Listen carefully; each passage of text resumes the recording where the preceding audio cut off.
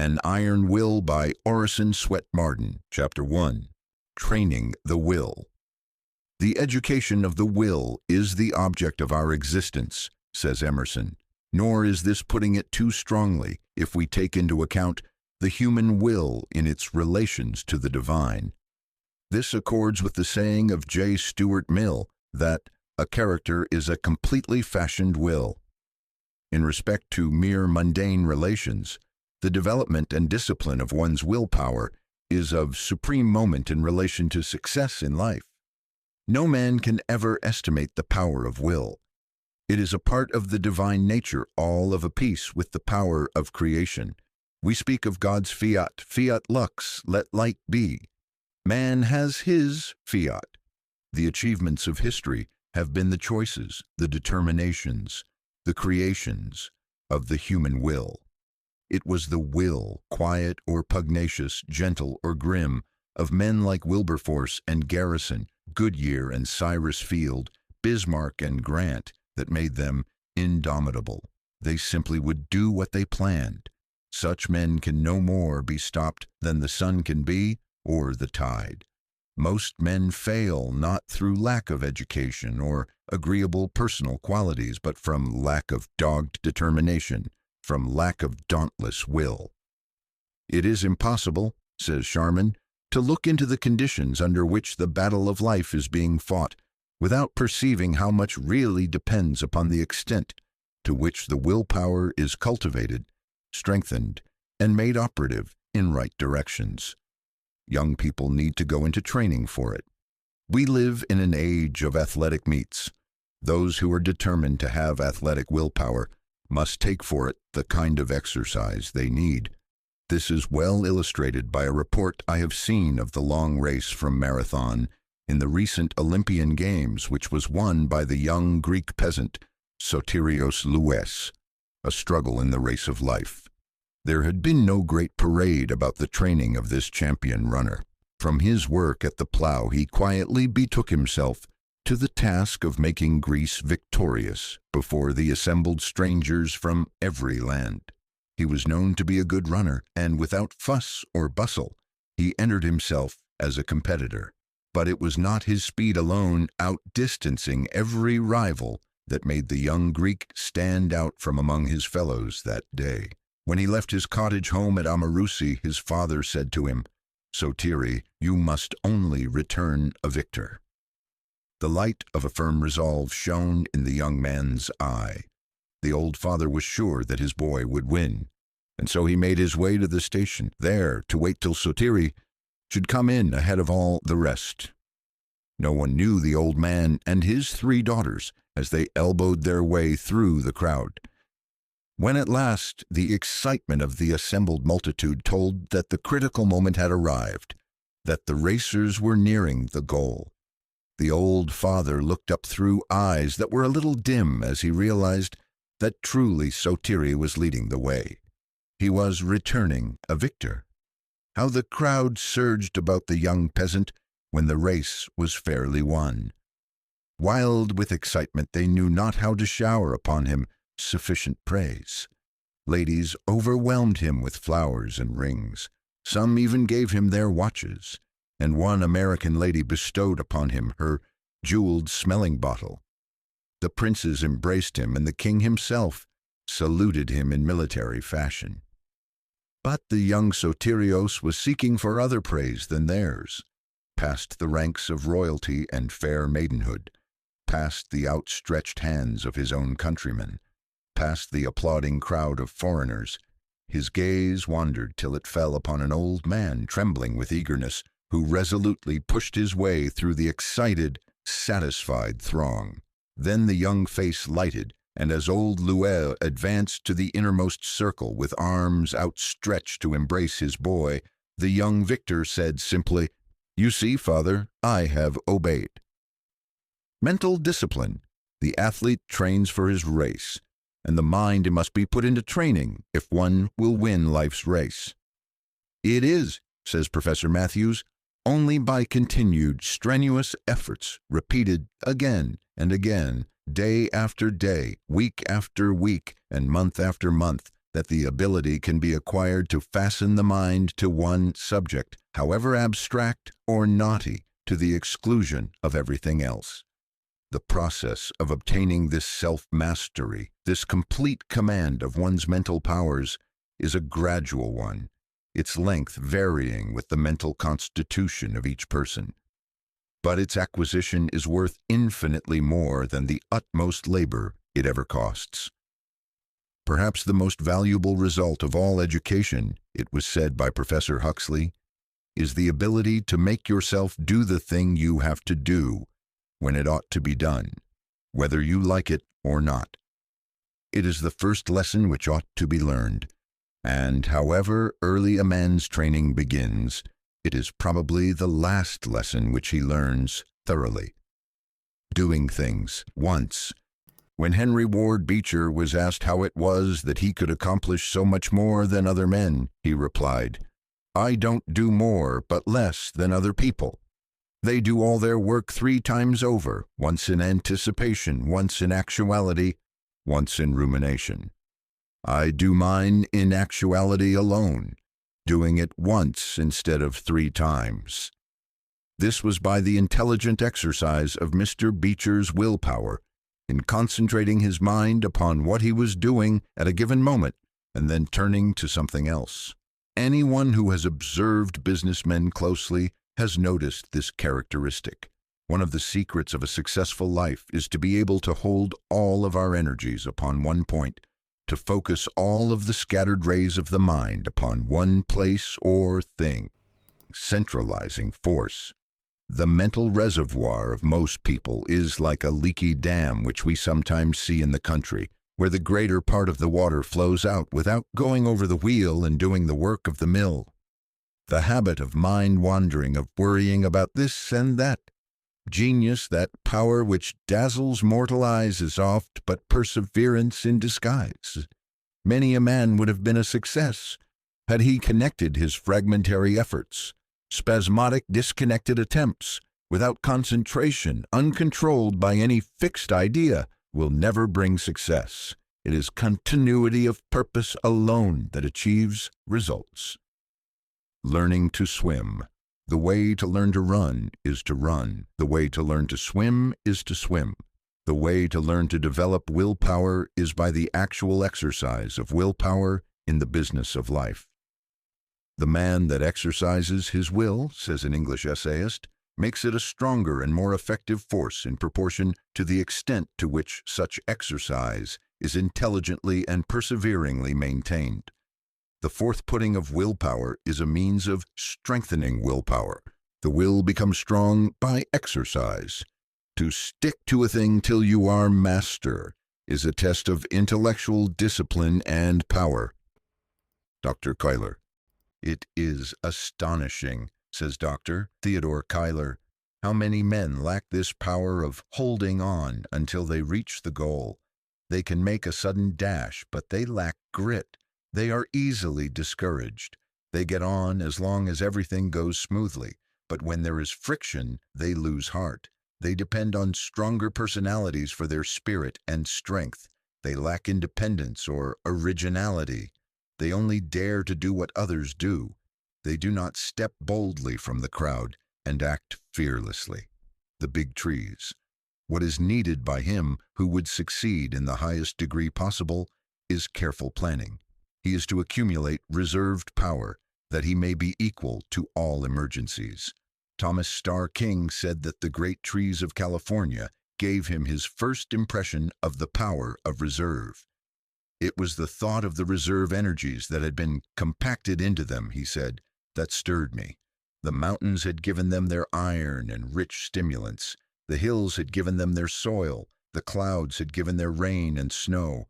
And 1,000 summers and winters had poured forth their treasures about their vast roots. No young man can hope to do anything above the commonplace who has not made his life a reservoir of power on which he can constantly draw, which will never fail him in any emergency. Be sure that you have stored away in your powerhouse the energy, the knowledge that will be equal to the great occasion when it comes. If I were 20 and had but 10 years to live, said a great scholar and writer, I would spend the first 9 years accumulating knowledge and getting ready for the 10th. I will. There are no two words in the English language which stand out in bolder relief, like kings upon a checkerboard, to so great an extent as the words, I will. There is strength, depth, and solidity, decision, confidence, and power, determination, vigor, and individuality in the round, ringing tone which characterizes its delivery. It talks to you of triumph over difficulties, of victory in the face of discouragement, of will to promise and strength to perform, of lofty and daring enterprise, of unfettered aspirations, and of the 1,001 solid impulses by which man masters impediments in the way of progression. As one has well said, he who is silent is forgotten. He who does not advance falls back. He who stops is overwhelmed, distanced, crushed. He who ceases to become greater becomes smaller. He who leaves off gives up. The stationary is the beginning of the end. It precedes death. To live is to achieve, to will without ceasing. Be thou a hero, let thy might tramp on eternal snows its way, and through the ebon walls of night hew down a passage unto day. Park Benjamin. Chapter 2. The Rulers of Destiny. There is no chance, no destiny, no fate can circumvent or hinder or control the firm resolve of a determined soul. Gifts count for nothing. Will alone is great. All things give way before it soon or late. What obstacle can stay the mighty force of the sea-seeking river in its course, or cause the ascending orb of day to wait? Each well-born soul must win what it deserves. Let the fool prate of luck. The fortunate is he whose earnest purpose never swerves, whose slightest action or inaction serves the one great aim. Ella Wheeler Wilcox. There is always room for a man of force. Emerson. The king is the man who can. Carlyle. A strong, defiant purpose is many-handed, and lays hold of whatever is near that can serve it. It has a magnetic power that draws to itself whatever is kindred. T.T. Munger. What is willpower? Looked at in a large way, but energy of character. Energy of will, self-originating force, is the soul of every great character. Where it is, there is life. Where it is not, there is faintness, helplessness, and despondency. Let it be your first study to teach the world that you are not wood and straw, that there is some iron in you. Men who have left their mark upon the world have been men of great and prompt decision. The achievements of willpower are almost beyond computation. Scarcely anything seems impossible to the man who can will strongly enough and long enough. One talent with a will behind it will accomplish more than 10 without it. As a thimbleful of powder in a rifle, the bore of whose barrel will give it direction will do greater execution than a carload burned in the open air. The wills, the won'ts, and the can'ts. There are 3 kinds of people in the world, says a recent writer: the wills, the won'ts, and the can'ts. The first accomplish everything, the second oppose everything, the third fail in everything. The shores of fortune, as Foster says, are covered with the stranded wrecks of men of brilliant ability, but who have wanted courage, faith, and decision, and have therefore perished in sight of more resolute but less capable adventurers, who succeeded in making port. Were I called upon to express in a word the secret of so many failures among those who started out with high hopes, I should say they lacked willpower. They could not half will, and what is a man without a will? He is like an engine without steam. Genius unexecuted is no more genius than a bushel of acorns is a forest of oaks. Will has been called the spinal column of personality. The will in its relation to life, says an English writer, may be compared at once to the rudder and to the steam engine of a vessel, on the confined and related action of which it depends entirely for the direction of its course and the vigor of its movement. Strength of will is the test of a young man's possibilities. Can he will strong enough and hold whatever he undertakes with an iron grip? It is the iron grip that takes and holds. What chance is there in this crowding, pushing, selfish, greedy world, where everything is pusher or pushed, for a young man with no will, no grip on life? The man who would forge to the front in this competitive age must be a man of prompt and determined decision, a tailor's needle. It is in one of Ben Jonson's old plays. When I once take the humor of a thing, I am like your tailor's needle. I go through with it. This is not different from Richelieu, who said, when I have once taken a resolution, I go straight to my aim. I overthrow all, I cut down all. And in business affairs, the counsel of Rothschild is to the same effect. Do without fail that which you determine to do. Gladstone's children were taught to accomplish to the end whatever they might begin, no matter how insignificant the undertaking might be. What is worse than rashness? It is irresolution that is worse than rashness. He that shoots, says Feltham, may sometimes hit the mark, but he that shoots not at all can never hit it. Irresolution is like an egg. It shakes not this nor that limb, but all the body is at once in a fit. The man who is forever twisting and turning, backing and filling, hesitating and dawdling, shuffling and parlaying, weighing and balancing, splitting hairs over non-essentials, listening to every new motive which presents itself, will never accomplish anything. But the positive man, the decided man, is a power in the world and stands for something. You can measure him and estimate the work that his energy will accomplish. Opportunity is coy, is swift, is gone, before the slow, the unobservant, the indolent, or the careless can seize her. Vigilance in watching opportunity, said Phelps, tact and daring in seizing upon opportunity, force and persistence in crowding opportunity to its utmost of possible achievement. These are the martial virtues which must command success.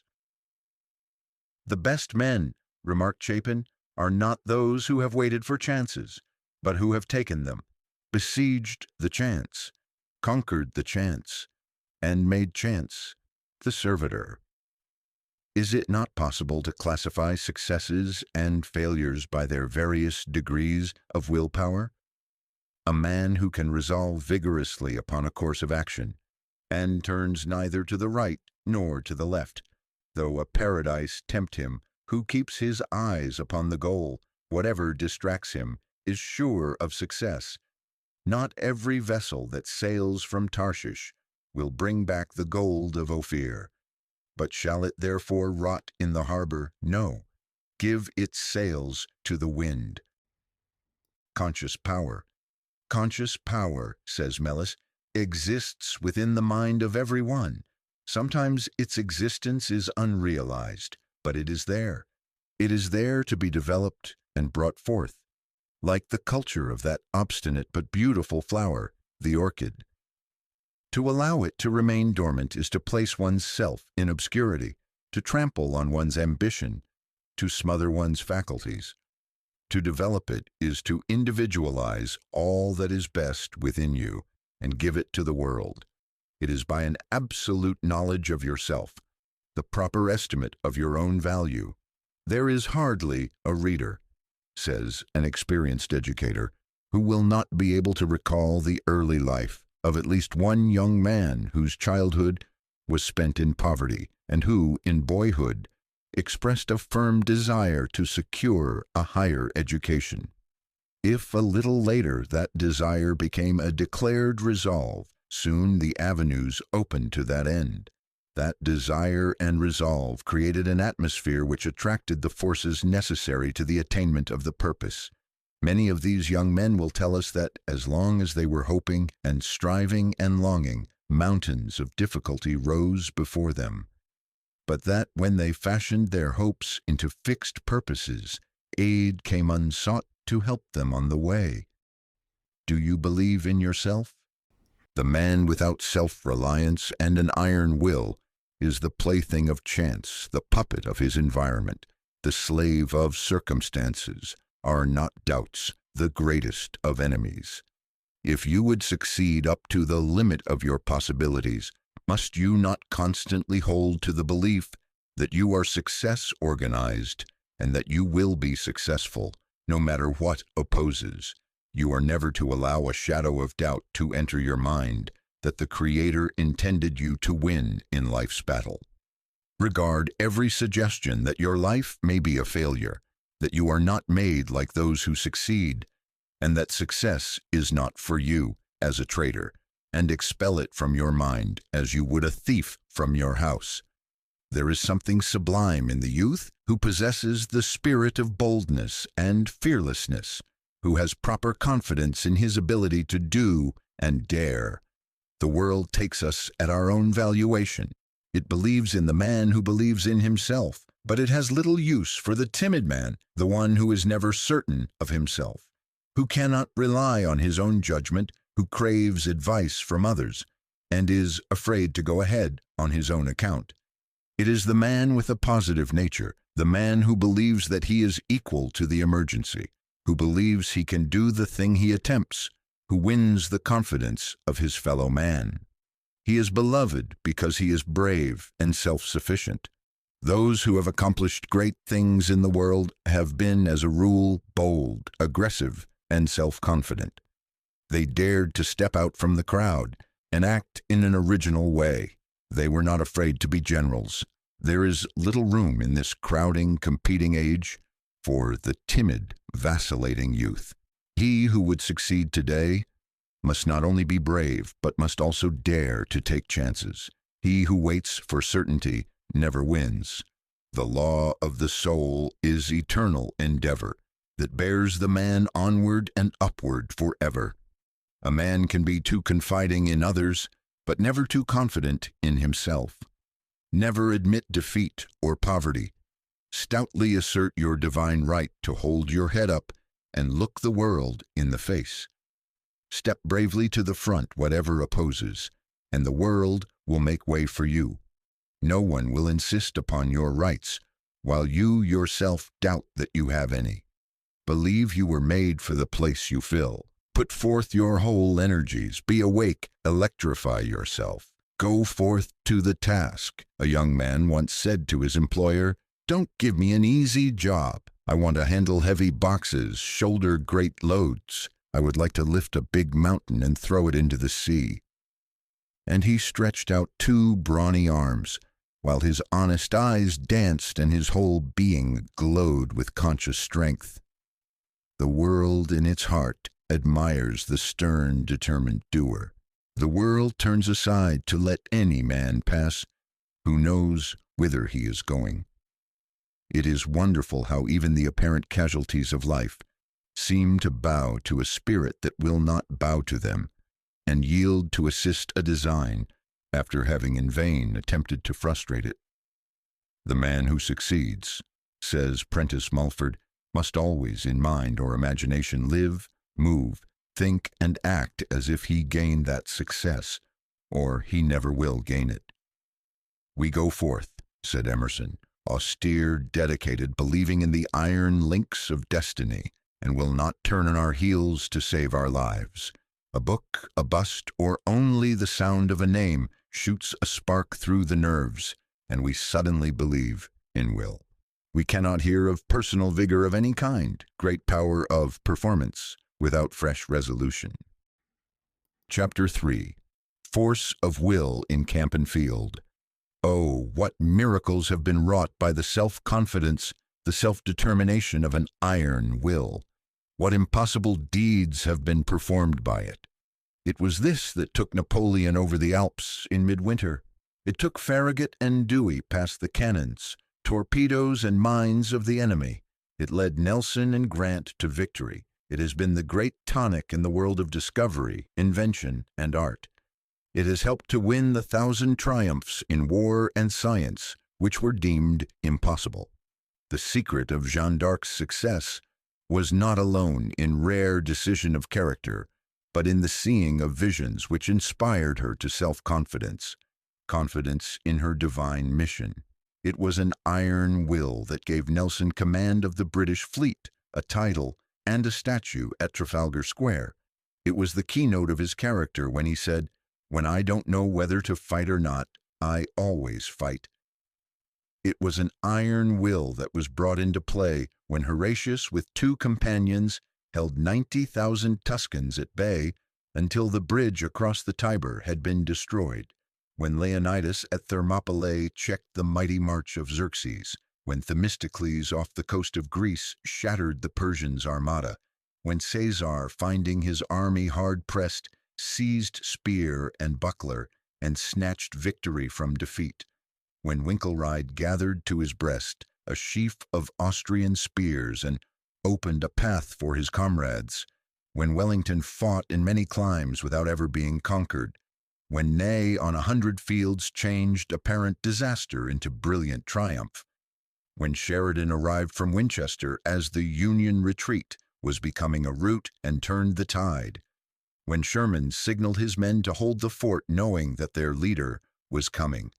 History furnishes thousands of examples of men who have seized occasions to accomplish results deemed impossible by those less resolute. Prompt decision and whole-souled action sweep the world before them. Who was the organizer of the modern German Empire? Was he not the man of iron?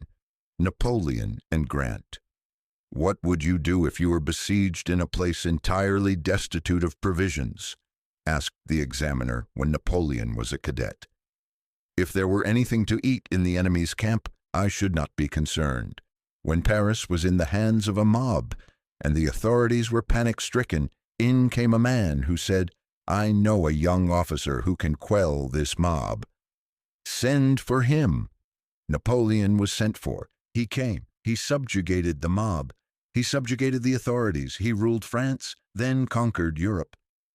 May 10th, 1796, Napoleon carried the bridge at Lodi, in the face of the Austrian batteries, trained upon the French end of the structure. Behind them were 6,000 troops. Napoleon massed 4,000 grenadiers at the head of the bridge with a battalion of 300 carbineers in front. At the tap of the drum, the foremost assailants wheeled from the cover of the street wall under a terrible hail of grape and canister and attempted to pass the gateway to the bridge.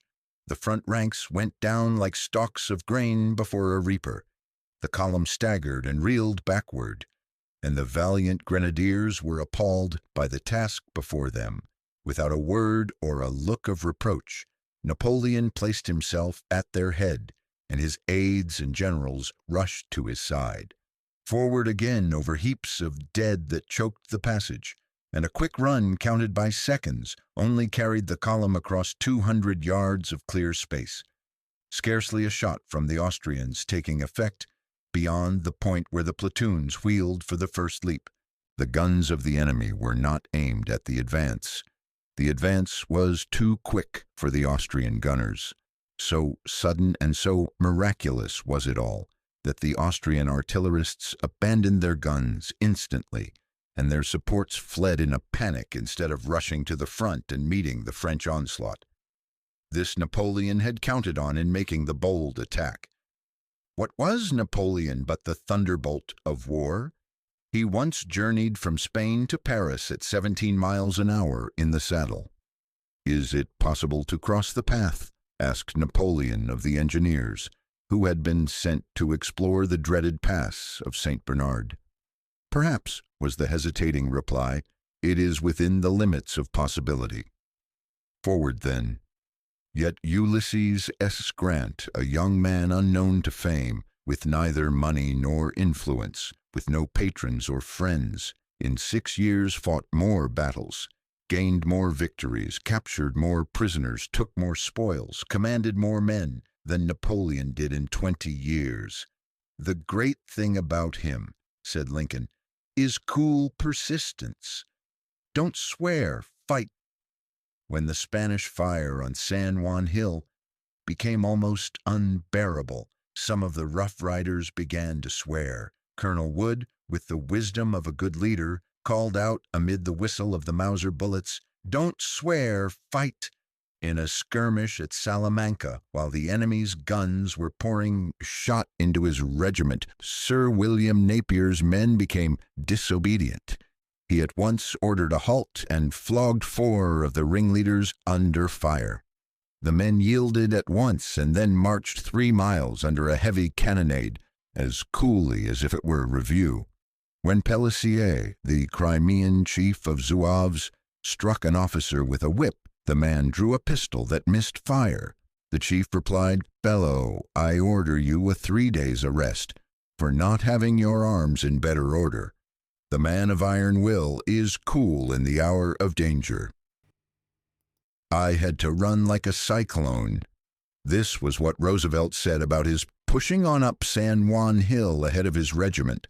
I had to run like a cyclone to stay in front and keep from being run over.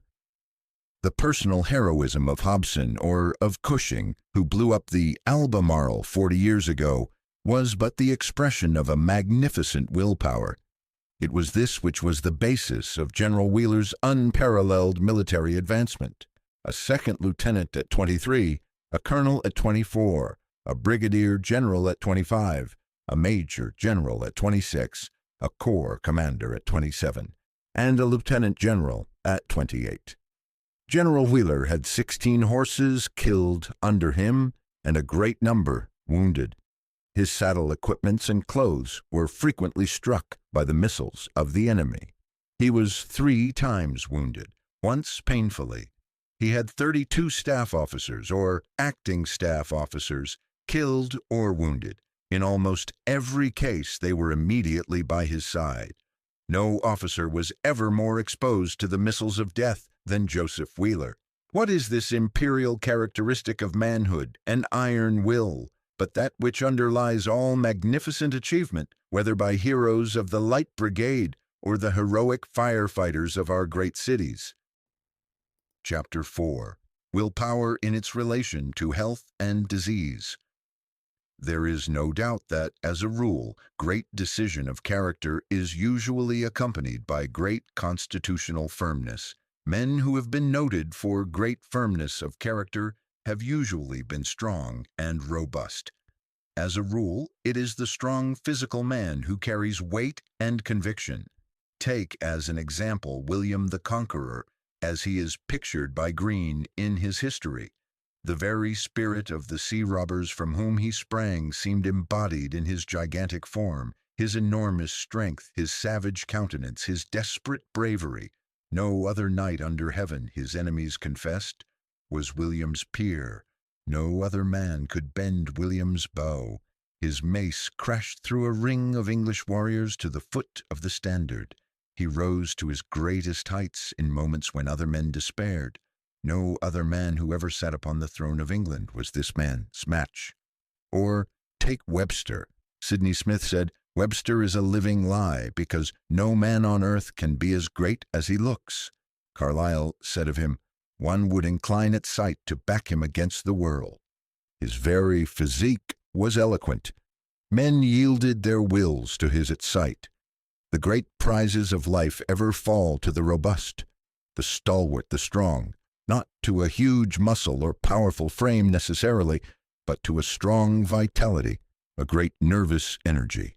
It is the Lord Brougham's working almost continuously, 144 hours. It is the Napoleon's 20 hours in the saddle. It is the Franklin's camping out in the open air at 70. It is the Gladstones firmly grasping the helm of the ship of state at 84, tramping miles every day and chopping down huge trees at 85, who accomplish the great things of life. To prosper, you must improve your brain power, and nothing helps the brain more than a healthy body. The race of today is only to be won by those who will study to keep their bodies in such good condition that their minds are able and ready to sustain that high pressure on memory and mind, which our present fierce competition engenders. It is health rather than strength that is now wanted. Health is essentially the requirement of our time to enable us to succeed in life. In all modern occupations, from the nursery to the school, From the school to the shop or world beyond, the brain and nerve strain go on, continuous, augmenting, and intensifying. As a rule, physical vigor is the condition of a great career. Stonewall Jackson, early in life, determined to conquer every weakness he had, physical, mental, and moral. He held all of his powers with a firm hand. To his great self-discipline and self-mastery he owed his success. So determined was he to harden himself to the weather that he could not be induced to wear an overcoat in winter. "I will not give in to the cold," he said.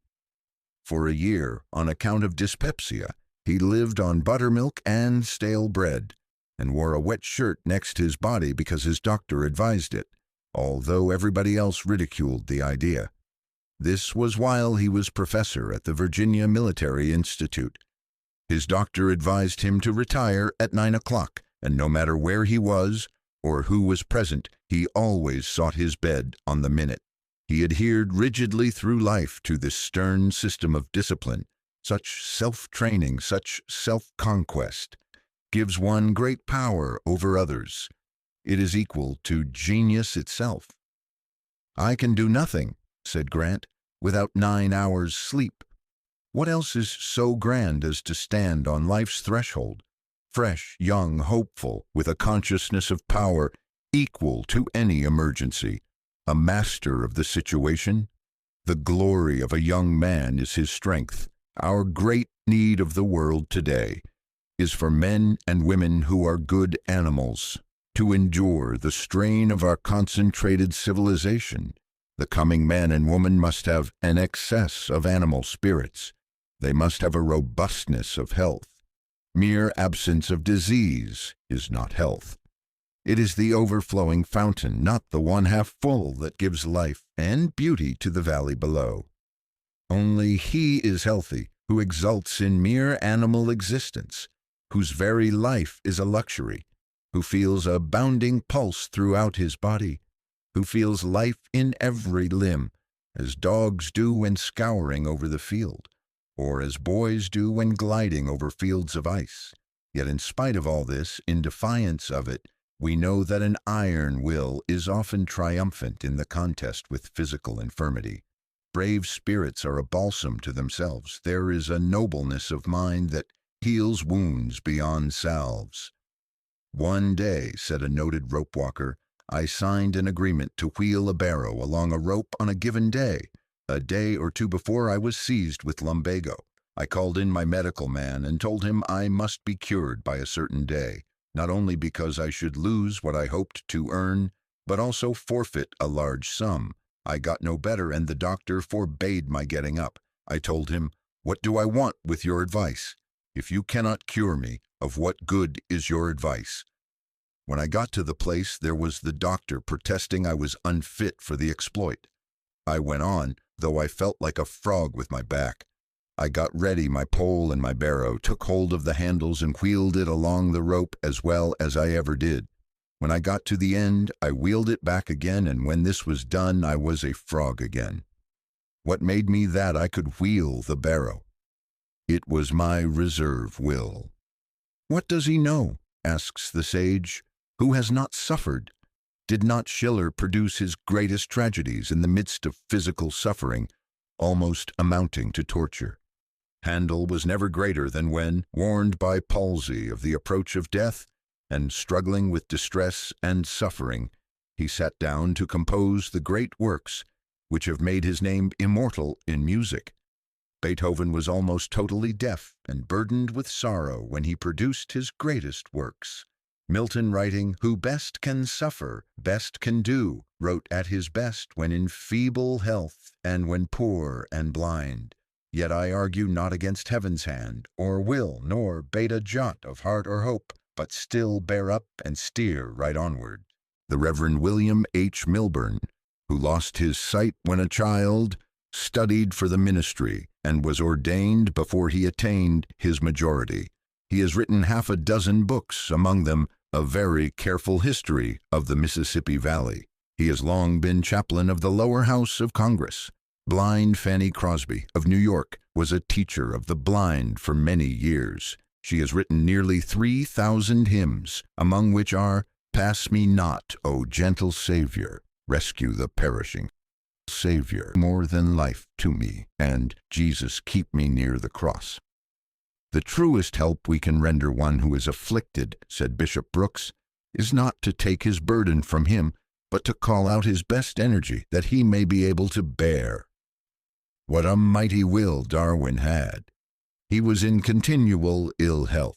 He was in constant suffering. His patience was marvelous. No one but his wife knew what he endured. For 40 years, says his son, he never knew one day of health. Yet during those 40 years, he unremittingly forced himself to do the work from which the mightiest minds and the strongest constitutions would have shrunk. He had a wonderful power of sticking to a subject. He used almost to apologize for his patience, saying that he could not bear to be beaten, as if it were a sign of weakness. Bulwer advises us to refuse to be ill, never to tell people we are ill, never to own it ourselves. Illness is one of those things which a man should resist on principle. Do not dwell upon your ailments, nor study your symptoms. Never allow yourself to be convinced that you are not complete master of yourself. Stoutly affirm your own superiority over bodily ills. We should keep a high ideal of health and harmony constantly before the mind. Is not the mind the natural protector of the body?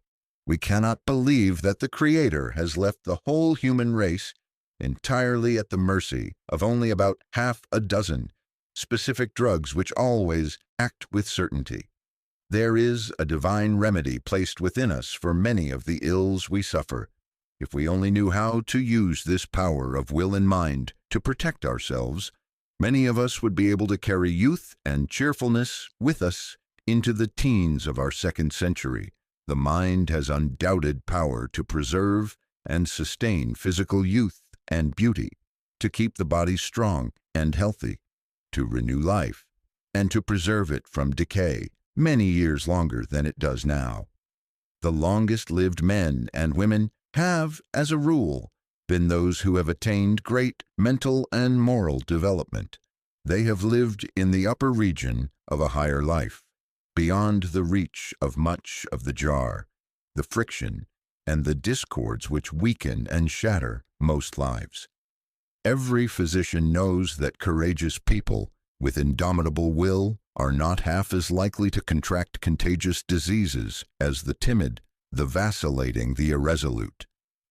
A thoughtful physician once assured a friend that if an express agent were to visit New Orleans in the yellow fever season, having $40,000 in his care, he would be in little danger of the fever so long as he kept possession of the money.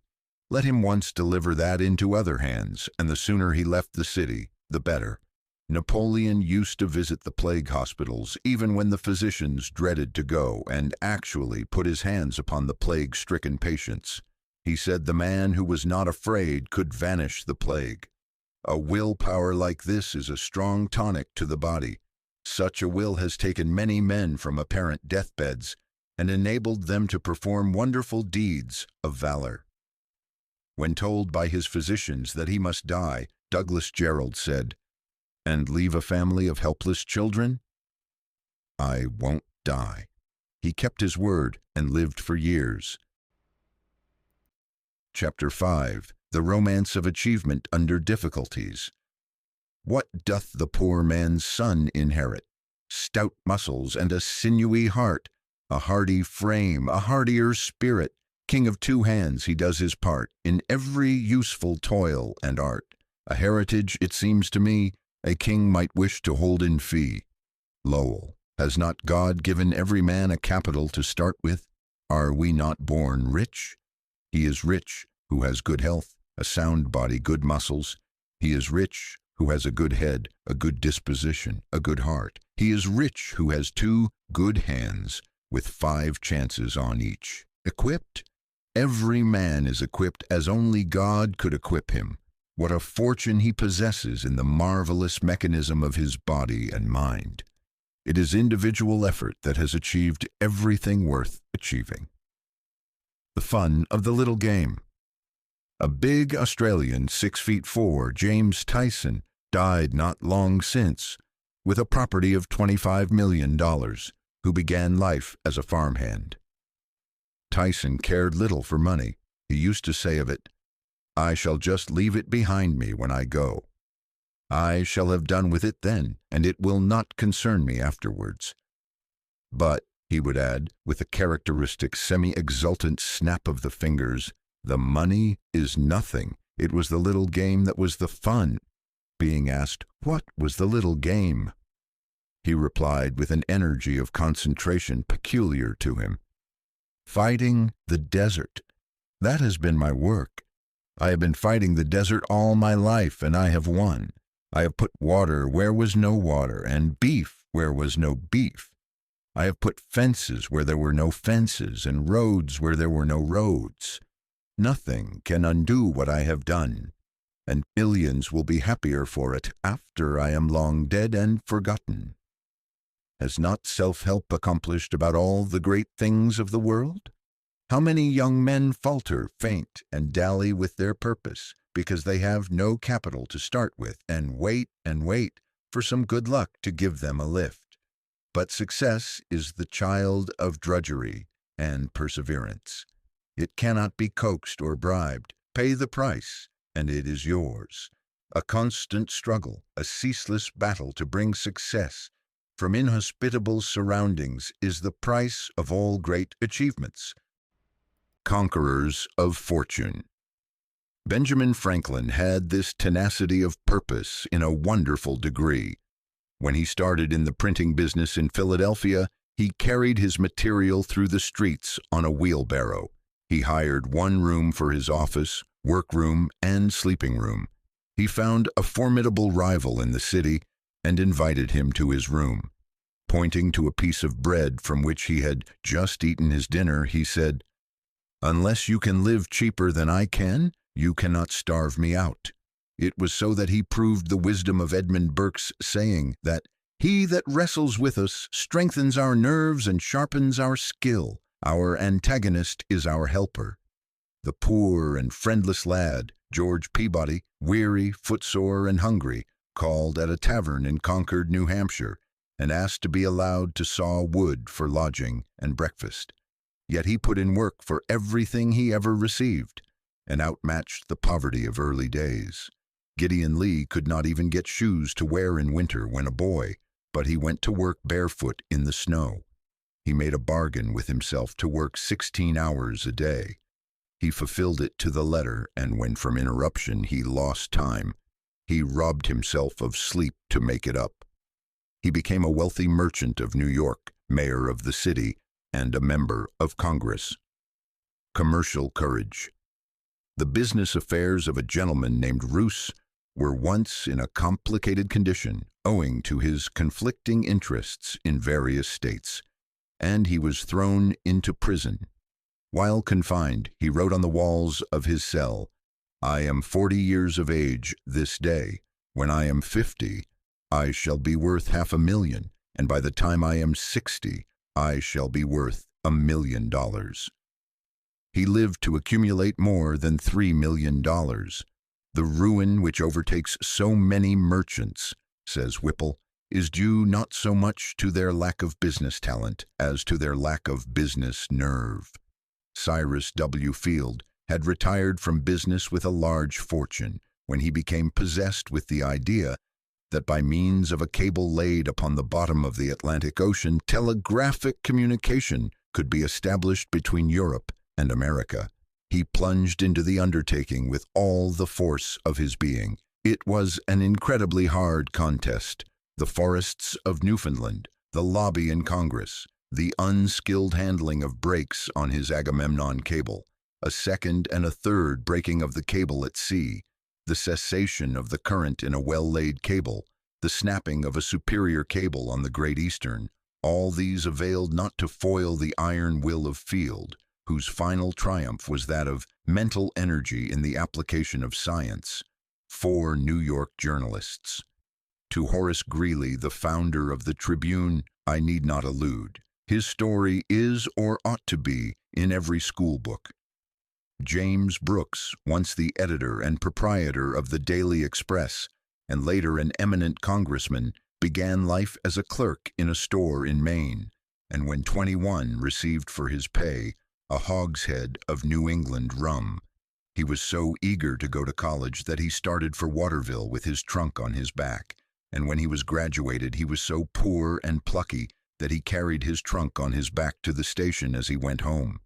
When James Gordon Bennett was 40 years old, he collected all his property, $300, and in a cellar with a board upon 2 barrels for a desk, himself his own typesetter, office boy, publisher, newsboy, clerk, editor, proofreader, and printer's devil, he started the New York Herald.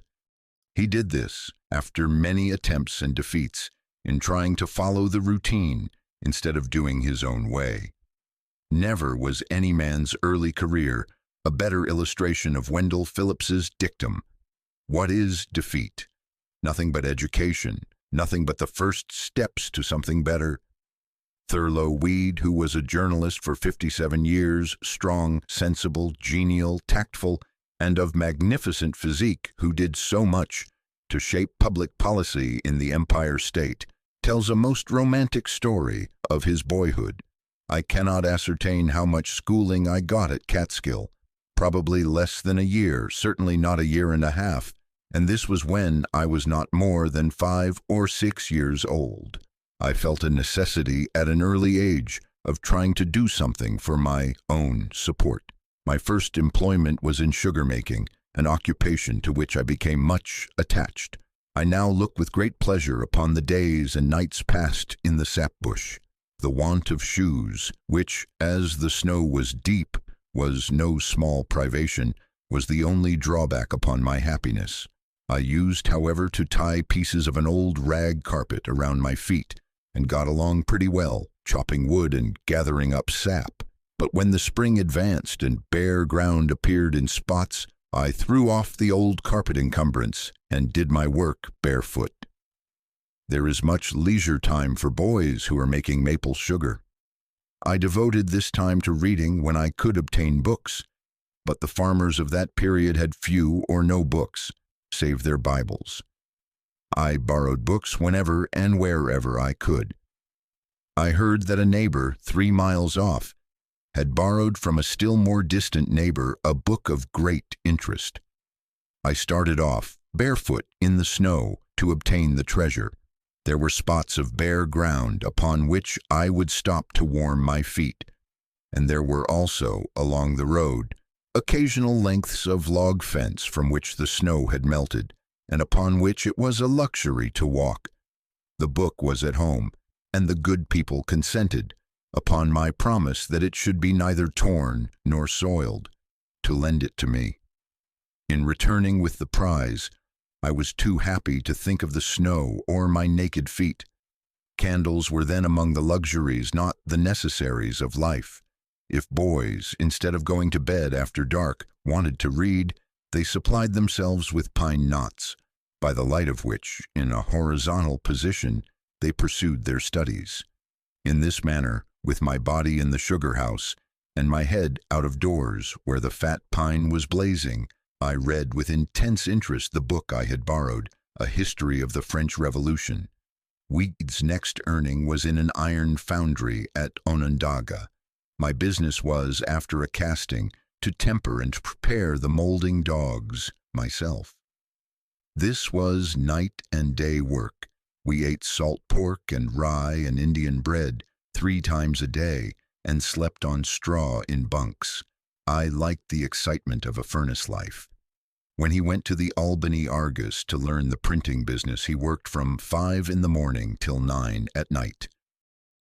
From humblest beginnings, the more difficulties one has to encounter, within and without, the more significant and the higher in inspiration his life will be. Horace Bushnell. The story of Weed and of Greeley is not an uncommon one in America. Some of the most eminent men on the globe have struggled with poverty in early life and triumphed over it. The astronomer Kepler, whose name can never die, was kept in constant anxieties. and he told fortunes by astrology for a livelihood, saying that astrology, as the daughter of astronomy, ought to keep her mother. All sorts of service he had to accept. He made almanacs and worked for anyone who would pay him. Linnaeus was so poor when getting his education that he had to mend his shoes with folded paper and often had to beg his meals of his friends. During the 10 years in which he made his greatest discoveries, Isaac Newton could hardly pay 2 shillings a week to the Royal Society of which he was a member. Some of his friends wanted to get him excused from this payment, but he would not allow them to act. Humphrey Davy had but a slender chance to acquire great scientific knowledge, yet he had true metal in him, and he made even old pans, kettles, and bottles contribute to his success as he experimented and studied in the attic of the apothecary store where he worked. George Stephenson was one of 8 children whose parents were so poor that all lived in a single room.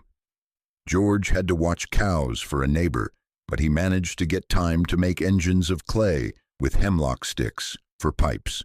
At 17, he had charge of an engine, with his father for fireman. He could neither read nor write, but the engine was his teacher, and he a faithful student.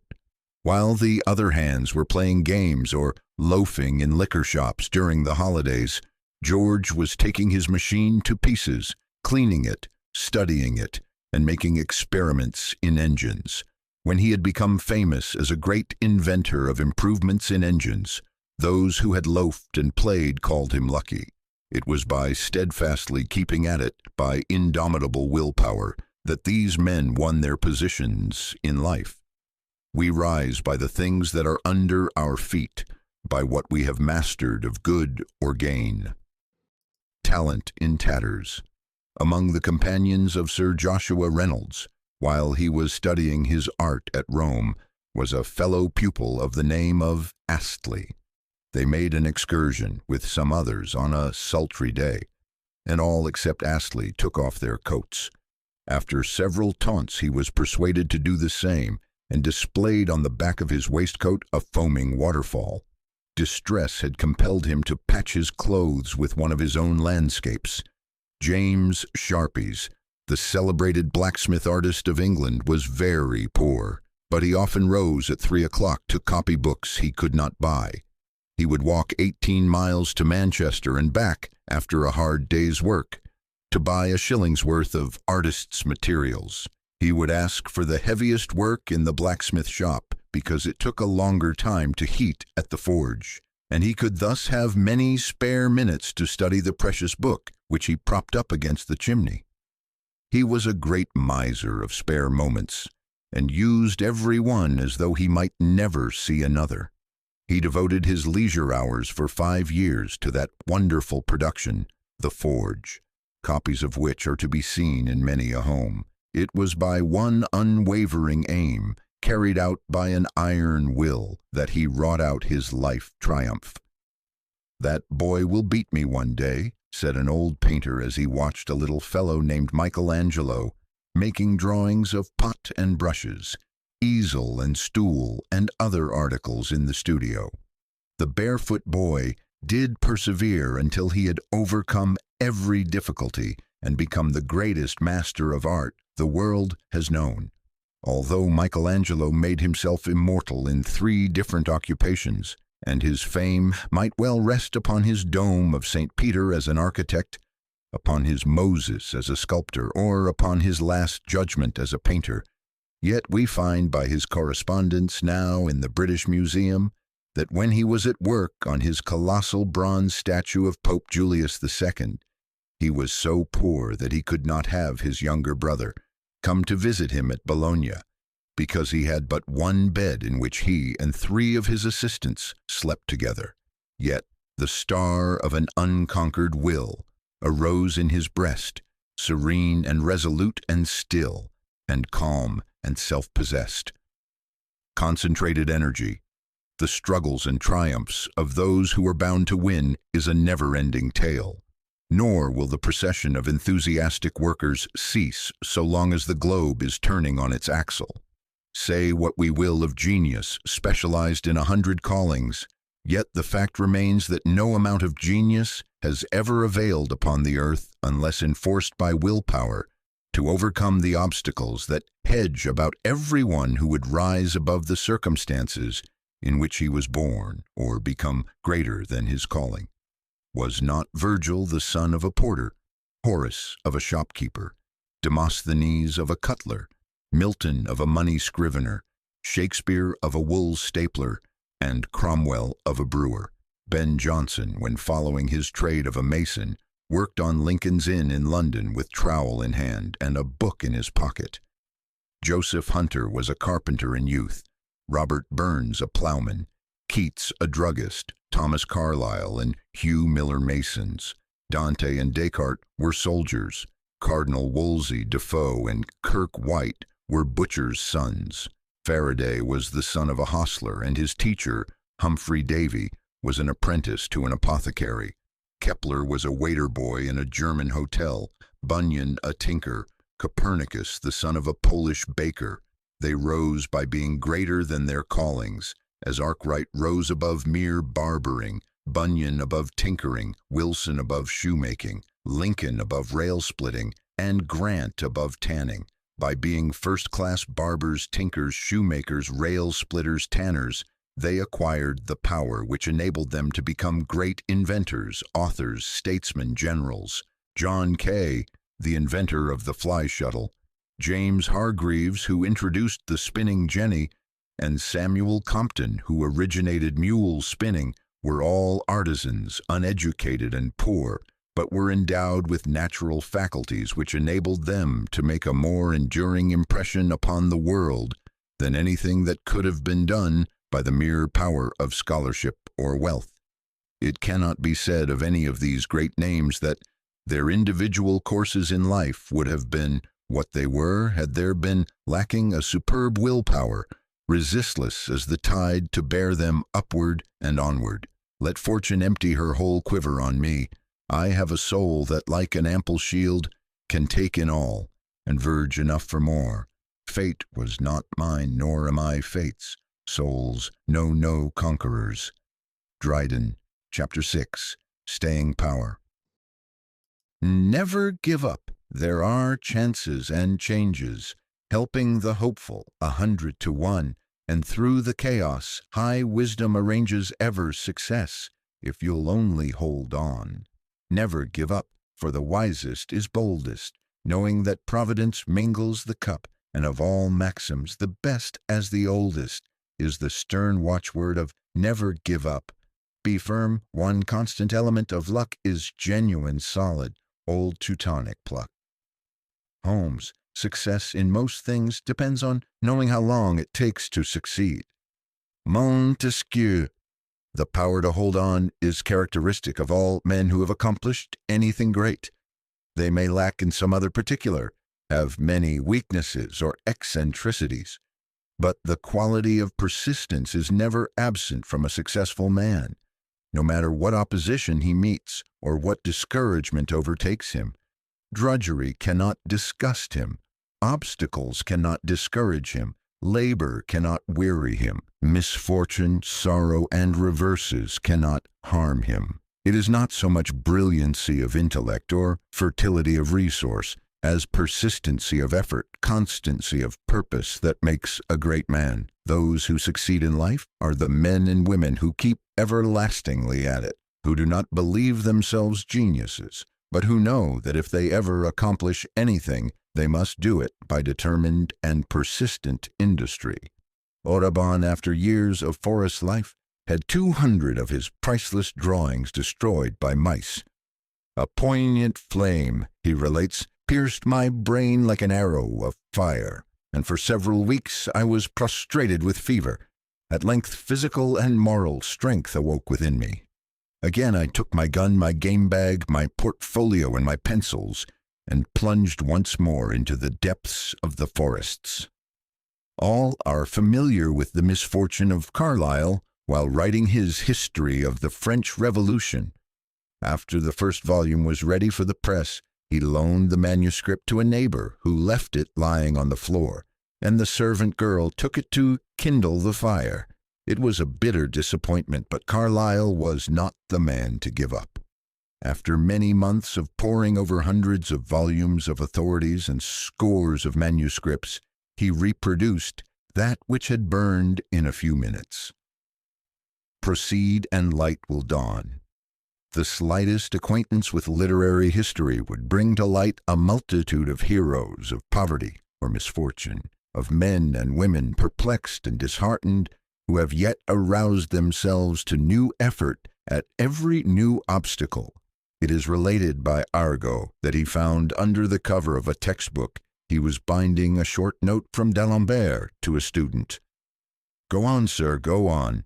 The difficulties you meet with will resolve themselves as you advance. Proceed, and light will dawn, and shine with increasing clearness on your path." That maxim, said Arago, was my greatest master in mathematics. Had Balzac been easily discouraged, he would have hesitated at the words of warning given by his father. "Do you know that in literature a man must be either a king or a beggar?" "Very well," was the reply. "I will be a king." His parents left him to his fate in a garret. For 10 years he fought terrible battles with hardship and poverty, but won a great victory at last. He won it after producing 40 novels that did not win. Zola's early manhood witnessed a bitter struggle against poverty and deprivation. Until 20, he was a spoiled child, but on his father's death, he and his mother began the battle of life in Paris.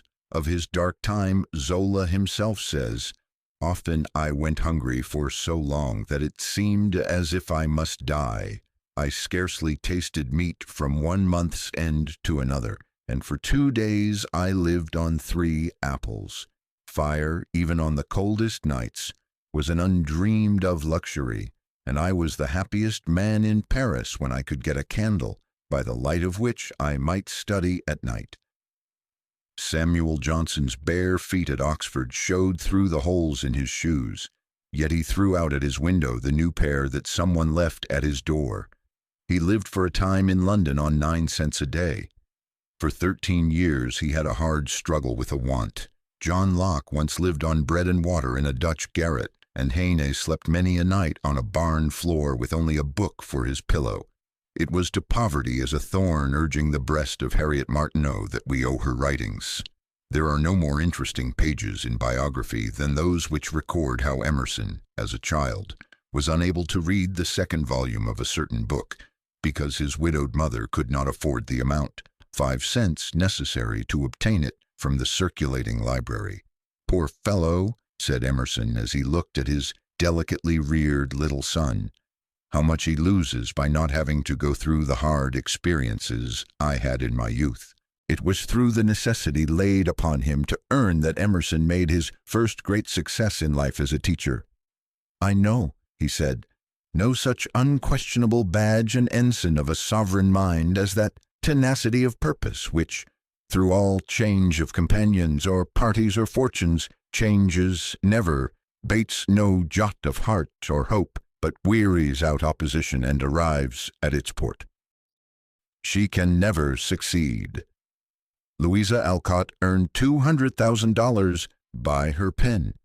Yet, when she was first dreaming of her power, her father handed her a manuscript one day that had been rejected by Mr. Fields, editor of The Atlantic, with the message, "Tell Louisa to stick to her teaching.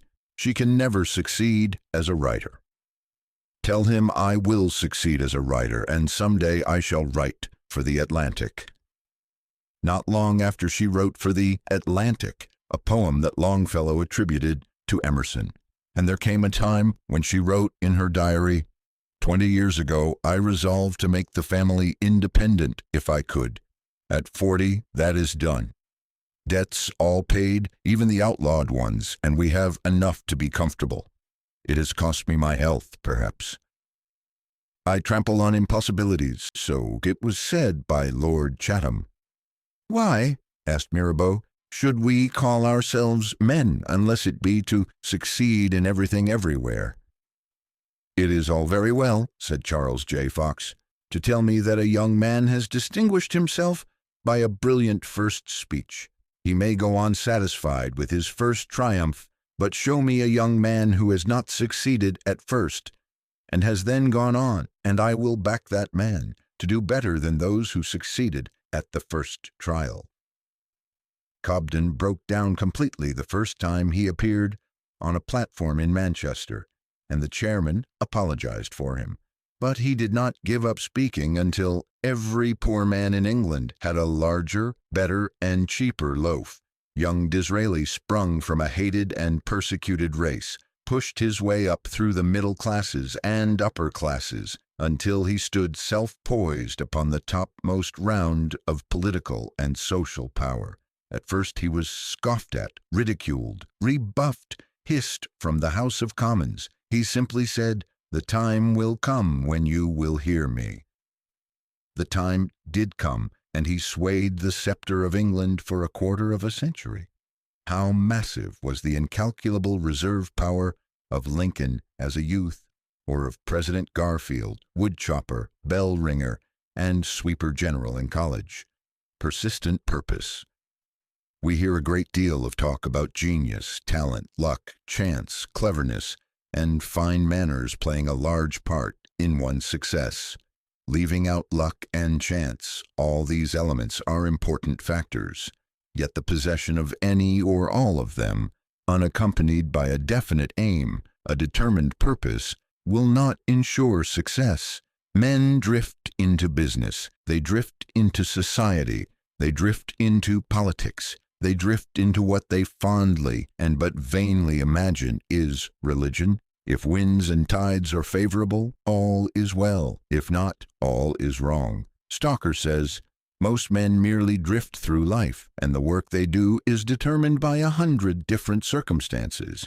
They might as well be doing anything else, or they would prefer to be doing nothing at all. Yet whatever else may have been lacking in the giants of the race, the men who have been conspicuously successful have all had one characteristic in common: doggedness and persistence of purpose. It does not matter how clever a youth may be, whether he leads his class in college or outshines all the other boys in his community. He will never succeed if he lacks this essential of determined persistence. Many men who might have made brilliant musicians, artists, teachers, lawyers, able physicians, or surgeons, in spite of predictions to the contrary, have fallen short of success because deficient in this quality. Persistency of purpose is a power. It creates confidence in others. Everybody believes in the determined man. When he undertakes anything, his battle is half won, because not only he himself, but everyone who knows him, believes that he will accomplish whatever he sets out to do. People know that it is useless to oppose a man who uses his stumbling blocks as stepping stones, who is not afraid of defeat, who never, in spite of calumny or criticism, shrinks from his task, who never shirks responsibility, who always keeps his compass pointed to the North Star of his purpose, no matter what storms may rage about him. The persistent man never stops to consider whether he is succeeding or not. The only question with him is how to push ahead, to get a little farther along, a little nearer his goal. Whether it lead over mountains, rivers, or morasses, he must reach it. Every other consideration is sacrificed to this one dominant purpose. The success of a dull or average youth and the failure of a brilliant one is a constant surprise in American history. But if the different cases are closely analyzed, we shall find that the explanation lies in the staying power of the seemingly dull boy, the ability to stand firm as a rock under all circumstances, to allow nothing to divert him from his purpose. 3 necessary things. 3 things are necessary, said Charles Sumner. First, backbone. Second, backbone. Third, backbone. A good chance alone is nothing. Education is nothing without strong and vigorous resolution and stamina to make one accomplish something in the world. An encouraging start is nothing without backbone.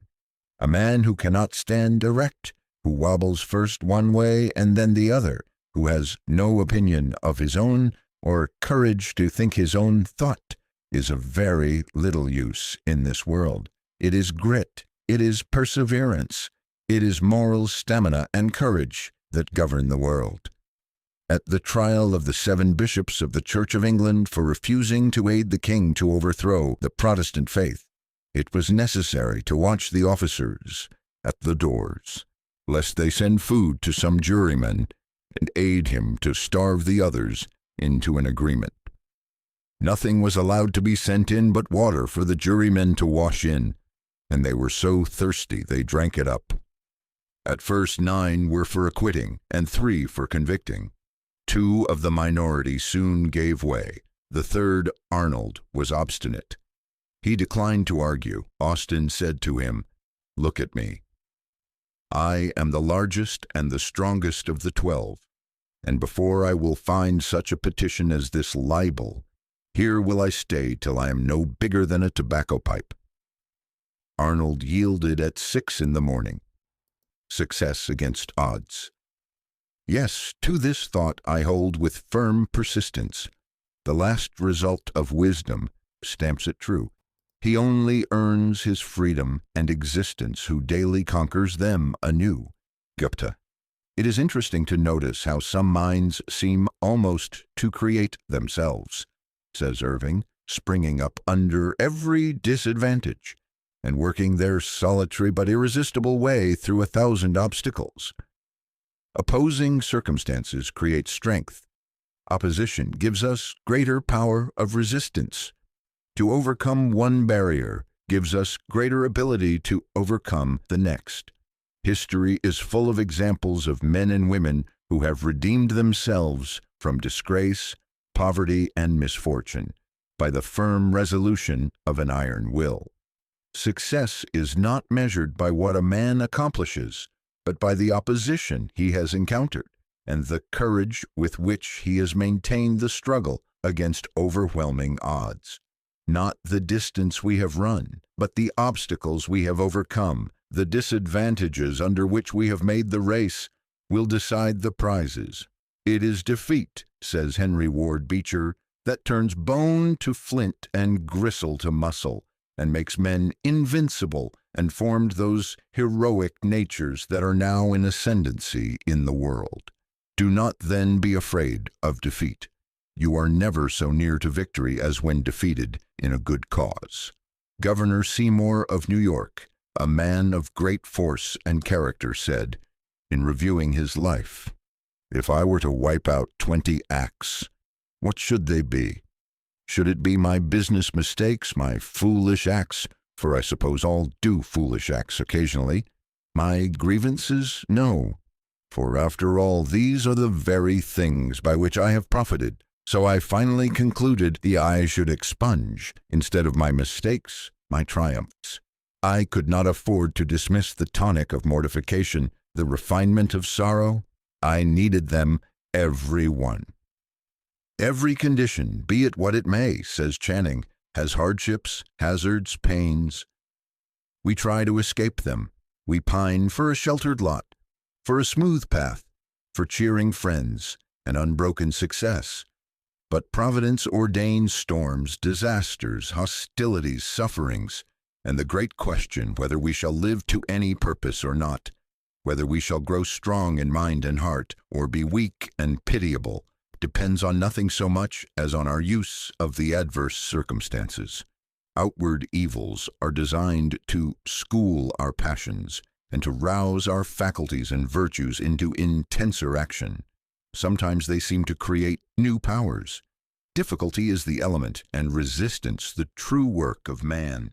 Self-culture never goes on so fast as when embarrassed circumstances, the opposition of men or the elements, unexpected changes of the times, or other forms of suffering instead of disheartening, throw us on our inward resources, turn us for strength to God, clear up to us the great purpose of life, and inspire calm resolution. No greatness or goodness is worth much, unless tried in these fires. Better to stem with heart and hand the roaring tide of life than lie unmindful on its flowery strand, of God's occasions drifting by.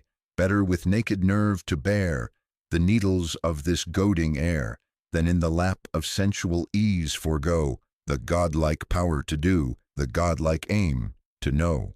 Whittier. Chapter 7. The Degree of O.O. When Moody first visited Ireland, he was introduced by a friend to an Irish merchant, who asked at once, "Is he an O.O.?" Out and out, that was what O.O. stood for. Out and out for God, that was what this merchant meant. He indeed is but a wooden man, and a poor stick at that, who is decided in everything else, but who never knows where he is at in all moral relations, being religiously nowhere. The early books of the Hebrews have much to say about the valley of decision and the development of out-and-out moral character. Woefully lacking in a well-balanced willpower is the man who stands side by side with moral evil personified in hands with it, to serve it willingly as a tool and servant. Morally made in God's image, what is more sane, more wholesome, more fitting for a man than his rising up promptly decidedly to make the divine will his own will in all moral action, to take it as the supreme guide to go by. It is the glory of the human will to coincide with the divine will. Doing this, a man's iron will, instead of being a malignant, selfish power, will be useful in uplifting mankind. God has spoken, or he has not spoken. If he has spoken, the wise will hear. We search the world for truth. We call the good, the pure, the beautiful, from graven stone and written scroll, from all the flower fields of the soul, and weary seekers of the best, we come back laden from our quest, to find that all the sages said is in the book our mother read. Whittier. O earth that blooms and birds that sing, O stars that shine when all is dark, in type and symbol thou dost bring the life divine, and bid us hark, that we may catch the chant sublime, and rising, pass the bounds of time. So shall we win the goal divine, our immortality. Carol Norton.